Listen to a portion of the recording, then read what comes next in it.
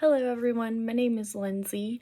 Today I'm going to talk about informed consent, and I found a form online from Austin, Texas, and the agency that I found for professional counseling and informed consent is the Austin Professional Counseling in Texas, and their website provided two informed consent forms.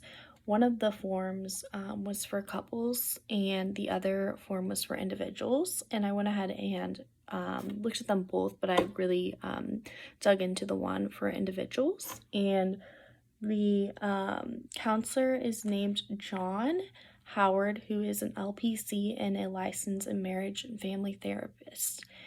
And I really felt like his consent form was extremely detailed and just laid out very well. It had a lot to do with what the code of ethics requires. So to start off, his form, he talked about his approach to counseling and like what his goals were for clients, which I thought was really important, and the code of ethics listed as important as well. He has a very holistic approach. He also mentioned things like confidentiality, payment, no-show fees, things like that are important to list, scheduling, referrals, and then his multicultural awareness statement, which I thought was interesting that he included that and very important.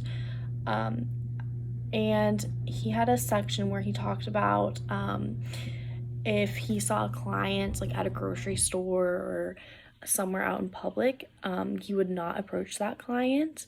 But if they wanted to say hi to him, then they were welcome to come up and greet him. Otherwise, he would ignore them, which I thought was interesting. He added that because just things like that, like you wouldn't, I don't know, you wouldn't think to put, but it's very important. He also talked a little bit about emergencies and that type of situation, in the code of ethics. It related a couple things I found that were not in his consent form that were listed in the code of ethics that I thought maybe he could have added or put some more details in.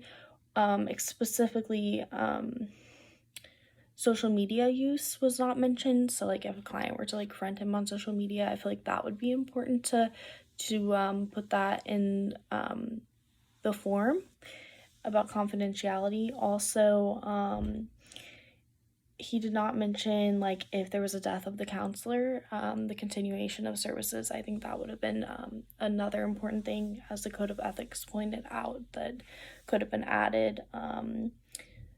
Also, all fees and billing information was listed. The only thing that I think could have had a little bit more detail was he talked about if a client was sick with cold or flu.